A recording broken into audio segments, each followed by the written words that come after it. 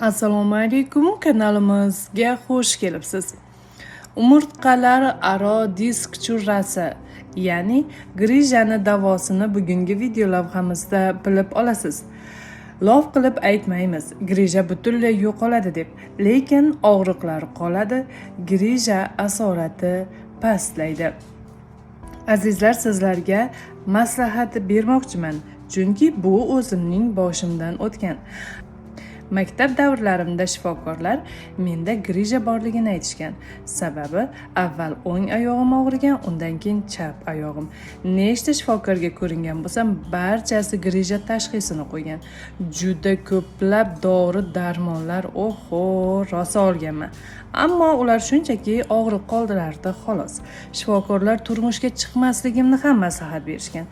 Chunki mumkin emas homilador bo'lish degan. Bilasizmi, Allohning inoyati bilan bir shifokorga borganman. U shifokor menga nima degan? Sizda grija yo'q, shunchaki bo'yingiz o'sib ketgan, umurtqadagi go'shtlar ochilib qolgan, sovuq tegib kasal bo'lyapsiz. Qachon bo'y o'sishi to'xtaganda grija alomati yo'qoladi. Bu grija emas, og'riqlar butunlay qoladi. Bemalol turmushga chiqavering deb tavsiya berishgan. Xo'p deb turmushga chiqdim. Allohga shukr 2 farzandli bo'ldim. Hech qanday muammo bo'lmadi. Ammo o'sha doktor juda ham to'g'ri maslahat bergan ekan. Bo'yim o'sishdan to'xtagandan so'ng og'riqlar kamayib bordi.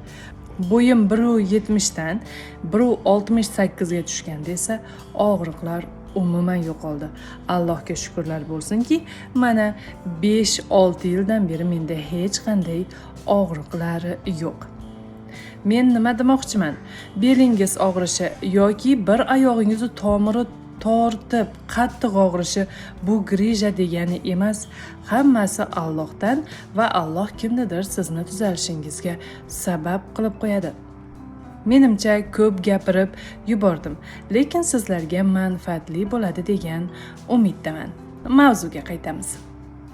Bir dona piyoz iliq suvda yuviladi. Go'sht qiymalagichdan o'tkaziladi.